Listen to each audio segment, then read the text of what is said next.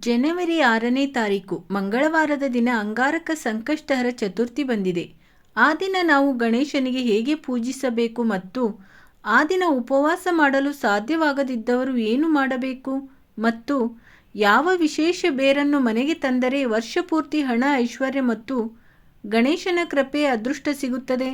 ನಾಳೆಯ ದಿನದ ವ್ರತ ಕಥೆ, ಚಂದ್ರೋದಯದ ಸಮಯ ಏನೆಂದು ನಾವು ಈ ವಿಡಿಯೋದಲ್ಲಿ ತಿಳಿಸಿಕೊಡುತ್ತೇವೆ. ಮಂಗಳವಾರದ ದಿನ ಸಂಕಷ್ಟಹರ ಚತುರ್ಥಿ ಕೂಡಿ ಬಂದರೆ ಅದನ್ನು ಅಂಗಾರಕ ಸಂಕಷ್ಟಿ ಎಂದು ಕರೆಯಲಾಗುತ್ತದೆ. ಇದು ಸಾಮಾನ್ಯ ಸಂಕಷ್ಟಿಗಿಂತಲೂ ದುಪ್ಪಟ್ಟು ಶಕ್ತಿಯನ್ನು ಹೊಂದಿರುವ ದಿನವಾಗಿರುತ್ತದೆ. ಈ ದಿನ ಗಣೇಶನ ಪೂಜೆ ಮಾಡಿಕೊಳ್ಳುವುದರಿಂದ ದಾಂಪತ್ಯದ ಸಮಸ್ಯೆಗಳು, ಹಣಕಾಸಿನ ಸಮಸ್ಯೆಗಳು, ಶತ್ರುಬಾಧೆಗಳು, ಆರೋಗ್ಯ ಸಮಸ್ಯೆಗಳು, ವಿದ್ಯೆ, ಉದ್ಯೋಗ, ವ್ಯಾಪಾರಕ್ಕೆ ಇರುವ ಅಡೆತಡೆಗಳು ಬಹುಬೇಗನೆ ದೂರವಾಗುತ್ತವೆ. 2026ನೇ ವರ್ಷದ ಮೊದಲ ಸಂಕಷ್ಟಿ ಇದಾಗಿದ್ದು, ಈ ಸಂಕಷ್ಟಿಯ ಸಮಯ ಜನವರಿ 6ನೇ ತಾರೀಕು ಬೆಳಿಗ್ಗೆ 8:01 ಜನವರಿ 7ನೇ ತಾರೀಕು ಬುಧವಾರ ಬೆಳಿಗ್ಗೆ 6:52 ಇರುತ್ತದೆ. ಜನವರಿ 6ನೇ ತಾರೀಕು ಮಂಗಳವಾರದ ದಿನ ರಾತ್ರಿ ಚಂದ್ರೋದಯದ ಸಮಯ 9:15. ಈ ದಿನ ಉಪವಾಸ ಸಮೇತ ಸಂಕಷ್ಟಿ ಆಚರಿಸಿದರೆ 21 ಸಂಕಷ್ಟಿ ಆಚರಿಸಿದ ಪುಣ್ಯಫಲ ಲಭಿಸುತ್ತದೆ. ಯಾರು ಅಂಗಾರಕ ಸಂಕಷ್ಟಿಯನ್ನು ಭಕ್ತಿಯಿಂದ, ಶ್ರದ್ಧೆಯಿಂದ ಆಚರಿಸುತ್ತಾರೋ ಅವರಿಗೆ ಭೂಮಿ, ಆಸ್ತಿ, ಕೋರ್ಟ್ ಕೇಸ್ ವಿಚಾರಗಳಲ್ಲಿ ಆಗುವಂಥ ಮೋಸಗಳು ತಪ್ಪುತ್ತವೆ. ಮದುವೆಗೆ ತುಂಬ ವಿಳಂಬ ಆಗುತ್ತಿದ್ದರೆ ಅತಿ ಸಮೀಪದಲ್ಲೇ ಮದುವೆ ಭಾಗ್ಯ ಕೂಡಿ ಬರುತ್ತದೆ. ಸಾಲ ವಿಪರೀತವಾಗಿದ್ದರೆ ಸಾಲವನ್ನು ತೀರಿಸಲು ಗಣೇಶನ ಅನುಗ್ರಹ ನಿಮಗೆ ಸಿಗುತ್ತದೆ. ಒಟ್ಟಾರೆಯಾಗಿ ಕುಜದೋಷಗಳು ದೂರವಾಗಿ ಕುಜನ ಅನುಗ್ರಹ ಈ ಸಂಕಷ್ಟಿಯಿಂದ ನಿಮಗೆ ಸಿಗುತ್ತದೆ. ಆದ್ದರಿಂದ ಅಂಗಾರಕ ಸಂಕಷ್ಟಹರ ಚತುರ್ಥಿಯು ತುಂಬ ಶಕ್ತಿಶಾಲಿಯಾಗಿದೆ. ಪುಷ್ಯ ಮಾಸದಲ್ಲಿ ಬರುವ ಈ ಸಂಕಷ್ಟಿಯನ್ನು ಲಂಬೋದರ ಮಹಾಗಣಪತಿ ಸಂಕಷ್ಟಿ ಎಂದು ಕರೆಯಲಾಗುತ್ತದೆ. ಈ ದಿನ ದೇವರ ಕೋಣೆಯಲ್ಲಿ ಒಂದು ಮಣಿಯ ಮೇಲೆ ಅರಿಶಿಣ, ಗಂಧ, ಕುಂಕುಮವನ್ನು ಹಚ್ಚಿ ಅಷ್ಟದಳದ ಚಿಕ್ಕ ರಂಗೋಲಿ ಬಿಡಿಸಿಕೊಳ್ಳಬೇಕು. ಮಧ್ಯಭಾಗದಲ್ಲಿ ಸ್ವಸ್ತಿಕವನ್ನು ಅಕ್ಕಿ ಹಿಟ್ಟಿನಿಂದ ಬರೆದುಕೊಳ್ಳಬೇಕು. ನಂತರ ಬಿಳಿ ಎಕ್ಕದ ಎಲೆಗಳನ್ನು 21 ಸಂಖ್ಯೆಯಲ್ಲಿ ಈ ಮಣಿಯ ಮೇಲೆ ಇಟ್ಟು ಅಲಂಕರಿಸಿಕೊಳ್ಳಬೇಕು. ಏಕೆಂದರೆ 21 ಸಂಖ್ಯೆ ಎಂಬುದು ಗಣಪನಿಗೆ ತುಂಬ ಪ್ರಿಯವಾದ ಸಂಖ್ಯೆಯಾಗಿದೆ. ಗಣೇಶ ಹಬ್ಬದ ದಿನದಂದು ಸಹ 21 ಬಗೆಯ ಪತ್ರೆಗಳಿಂದ ಗಣಪನ ಪೂಜೆ ಮಾಡಲಾಗುತ್ತದೆ. ಇದಕ್ಕೆ ಸಂಬಂಧಿಸಿದಂತೆ ನಾನಾ ಕಥೆಗಳು ಕೂಡ ಇವೆ. ಆ ಎಕ್ಕದ ಎಲೆಗಳ ಮೇಲೆ ಗಣೇಶನ ಫೋಟೋ ಅಥವಾ ವಿಗ್ರಹವನ್ನು ಇಟ್ಟುಕೊಳ್ಳಿ. ಮನೆಯಲ್ಲಿ ಶ್ವೇತಾರ್ಥ ಗಣಪನ ವಿಗ್ರಹವಿದ್ದರೆ ತಪ್ಪದೇ ಇಟ್ಟುಕೊಳ್ಳಿ. ಕೆಂಪು ದಾಸವಾಳ, ಕೆಂಪು ಗುಲಾಬಿ ಪುಷ್ಪಗಳಿಂದ ಗಣೇಶನ ವಿಗ್ರಹಕ್ಕೆ ಅಲಂಕಾರ ಮಾಡಿಕೊಳ್ಳಿ. 21 ಗರಿಕೆಗಳನ್ನು ಕೂಡ ಅರ್ಪಿಸಿ. ಅಂಗಾರಕ ಸಂಕಷ್ಟಿ ಎಂದು ಬಿಳಿ ಎಕ್ಕದ ಬೇರನ್ನು ಮನೆಗೆ ತಂದರೆ ಅದೃಷ್ಟವನ್ನೇ ಮನೆಗೆ ತಂದಂತೆ. ಇದರಿಂದ ವಿಶೇಷ ಧನಲಾಭ ಹಾಗೂ ವಿಜಯಗಳು ನಿಮಗೆ ಸಿಗುತ್ತದೆ.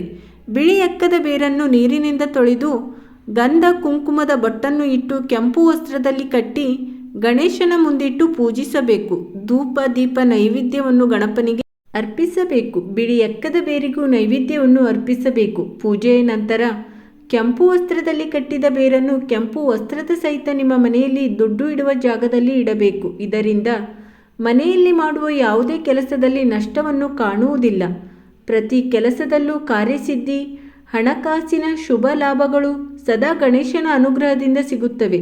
ಅಂಗಾರಕ ಸಂಕಷ್ಟಿ ಎಂದು ರಾತ್ರಿ ಚಂದ್ರನನ್ನು ನೋಡುತ್ತಾ ಅರ್ಘ್ಯವನ್ನು ಅರ್ಪಿಸಬೇಕು. ಒಂದು ಚೆಂಬಿನಲ್ಲಿ ನೀರನ್ನು ತೆಗೆದುಕೊಂಡು ಆ ನೀರಿಗೆ ಸ್ವಲ್ಪ ಹಾಲಿನ ಹನಿಗಳು, ಬಿಳಿ ಪುಷ್ಪವನ್ನು ಇರಿಸಿ ಚಂದ್ರನನ್ನೇ ನೋಡುತ್ತಾ ಯಾವುದಾದರೂ ಗಿಡದ ಮುಂದೆ ನಿಂತು ನಿಮ್ಮ ಕೈಯಿಂದ ನೀರನ್ನು ಚೆಲ್ಲಿ ಅರ್ಘ್ಯವನ್ನು ಅರ್ಪಿಸಬೇಕು. ಸೋಂ ಸೋಮಾಯ ನಮಃ ಎಂಬ ಮಂತ್ರವನ್ನು ಹೇಳಿಕೊಳ್ಳಬೇಕು. ಅಂಗಾರಕ ಸಂಕಷ್ಟಿ ಎಂದು ಉಪವಾಸವನ್ನು ಮಾಡಲು ಸಾಧ್ಯವಾಗದಿದ್ದರೆ ನಿತ್ಯ ಪೂಜೆಯನ್ನು ಹೇಗೆ ಮಾಡಿಕೊಳ್ಳುತ್ತೀರೋ ಹಾಗೆ ಗಣೇಶನ ಪೂಜೆಯನ್ನು ಮಾಡಿಕೊಂಡು ಯಾವುದಾದರೂ ಹರಿಕೆಯನ್ನು ಕಟ್ಟಿಕೊಳ್ಳಬೇಕು. ಸಂಕಷ್ಟಹರ ಚತುರ್ಥಿಯನ್ನು ನಿಯಮನಿಷ್ಠೆಯಿಂದ ಮಾಡಿಕೊಳ್ಳಿ. ಈ ದಿನ ವ್ರತವನ್ನು ಆಚರಿಸಲು ಸಾಧ್ಯವಾಗದಿದ್ದರೆ ಅಥವಾ ಗಣೇಶನ ಪೂಜೆಯನ್ನು ಮಾಡಲು ಸಾಧ್ಯವಾಗದಿದ್ದರೆ ವಿಶೇಷವಾಗಿ ನೀವು ಎಲ್ಲಿದ್ದೀರೋ ಸರಿ, ಓಂ ಗಣಪತಿಯೇ ನಮಃ ಎಂಬ ಮಂತ್ರವನ್ನು ಸಾಧ್ಯವಾದಷ್ಟು ಬಾರಿ ಹೇಳಿಕೊಳ್ಳಿ. ಪುಷ್ಯ ಮಾಸದ ಸಂಕಷ್ಟಹರ ಗಣಪತಿಯ ವ್ರತ ಕಥೆಯನ್ನು ಕೇಳುವುದಾದರೆ, ಪಾರ್ವತಿಯ ಪ್ರಶ್ನೆಗೆ ಉತ್ತರ ಮುಂದುವರಿಸುತ್ತಾ ಗಣಪತಿಯು ಹೀಗೆ ಹೇಳುತ್ತಾನೆ. ಮಹಾದೇವಿಯೇ, ಪುಷ್ಯ ಮಾಸದಲ್ಲಿ ನನ್ನನ್ನು ಲಂಬೋದರ ಮಹಾಗಣಪತಿ ಹೆಸರಿನಲ್ಲಿ ಸೌರಪೀಠದಲ್ಲಿ ಆಹ್ವಾನಿಸಿ ನೈವೇದ್ಯಕ್ಕೆ ಪಂಚಕಜ್ಜಾಯ, ಅಂಬೊಡೆ, ಚಕ್ಕುಲಿಗಳನ್ನು ಇಟ್ಟು ಪೂಜಿಸಬೇಕು. ಅಂಥವರಿಗೆ ನಾನು ಸಕಲ ಕಷ್ಟಗಳಿಂದ ಪಾರು ಮಾಡುತ್ತೇನೆ. ಈ ಸಂಬಂಧಿತ ಪೂರ್ವ ವೃತ್ತಾಂತವನ್ನು ಹೇಳುವೆ ಕೇಳಿ. ಹಿಂದೆ ಕೃತಯುಗದಲ್ಲಿ ರಾವಣಾಸುರನು ದೇವತೆಗಳನ್ನೆಲ್ಲ ಜಯಿಸಿ ಅಹಂಭಾವನೆಯಿಂದ ಮೆರೆಯುತ್ತಿದ್ದನು. ಹೀಗೆ ಇರಲು ಒಮ್ಮೆ ಸಂಧ್ಯಾವಂದನೆಯನ್ನು ಮಾಡುತ್ತಿರುವ ವಾಲಿಯನ್ನು ಹಿಂದಿನಿಂದ ಹೋಗಿ ಹಿಡಿದುಕೊಂಡನು. ಅತಿ ಬಲಿಷ್ಠನಾದ ವಾಲಿಯು ನಗುತ್ತಾ ರಾವಣನನ್ನು ಕಂಕುಳದಲ್ಲಿ ಅವಚಿಕೊಂಡು ಆಕಾಶ ಮಾರ್ಗವಾಗಿ ಕಿಷ್ಕಿಂಧ ನಗರಕ್ಕೆ ಹೋದನು. ಅಲ್ಲಿ ರಾವಣನ ಕುತ್ತಿಗೆ ಹಗ್ಗವನ್ನು ಕಟ್ಟಿ ತನ್ನ ಮಗನ ಆಟದ ವಸ್ತುವನ್ನಾಗಿ ಮಾಡುತ್ತಾನೆ. ಆ ನಗರದ ಪ್ರಜೆಗಳು ರಾವಣನನ್ನು ನೋಡಿ ಹಾಸ್ಯ ಮಾಡುತ್ತಾರೆ. ಇದರಿಂದ ರಾವಣನ ಅಹಂಕಾರವೆಲ್ಲ ನಾಶವಾಗುತ್ತದೆ.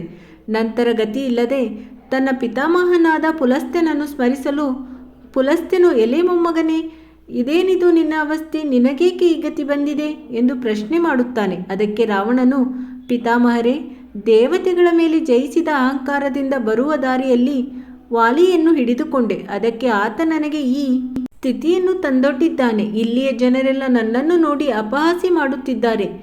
ನನ್ನ ಕೈಯಲ್ಲಿ ಏನೂ ಮಾಡಲು ಸಾಧ್ಯವಾಗುತ್ತಿಲ್ಲ ಎನ್ನುತ್ತಾನೆ. ಅದಕ್ಕೆ ಪುಲಸ್ತ್ಯರು, ಎಲೆ ರಾವಣನೇ, ನೀನು ಈ ಬಂಧನದಿಂದ ಬಿಡುಗಡೆ ಹೊಂದುತ್ತಿ. ಆದರೆ ದಶರಥನ ಮಗನಾದ ಶ್ರೀರಾಮನಿಂದ ನಿನ್ನ ಮರಣ ತಪ್ಪಿದ್ದಲ್ಲ. ಆದರೆ ಈಗ ನಿನಗೆ ಈ ಬಂಧನದಿಂದ ಮುಕ್ತಿ ಹೊಂದಲು ಶಾಸ್ತ್ರೋಕ್ತವಾಗಿ ಸಂಕಷ್ಟಹರ ಗಣಪತಿಯ ವ್ರತವನ್ನು ಮಾಡು. ಇದರಿಂದ ನಿನ್ನ ಸ್ಥಿತಿ ಬದಲಾಗುವುದು ಎಂದು ಹೇಳುತ್ತಾ ವ್ರತದ ವಿಧಿವಿಧಾನಗಳನ್ನು ಹೇಳಿದರು. ಪಿತಾಮಹರ ಮಾತಿಗೆ ರಾವಣ ಒಪ್ಪಿಕೊಂಡು ಶಾಸ್ತ್ರೋಕ್ತವಾಗಿ ಸಂಕಷ್ಟಹರ ಚೌತಿ ವ್ರತವನ್ನು ಮಾಡುತ್ತಾನೆ. ನಂತರ ಪ್ರಸನ್ನ ಚಿತ್ತನಾದ ಕರುಣಾಮಯಿ ಮಹಾಗಣಪತಿಯ ಅನುಗ್ರಹದಿಂದ ವಾಲಿಯು ರಾವಣನನ್ನು ಬಿಡುಗಡೆ ಮಾಡುತ್ತಾನೆ. ನಂತರ ರಾವಣ ತನ್ನ ರಾಜ್ಯವನ್ನು ಸೇರಿಕೊಳ್ಳುತ್ತಾನೆ.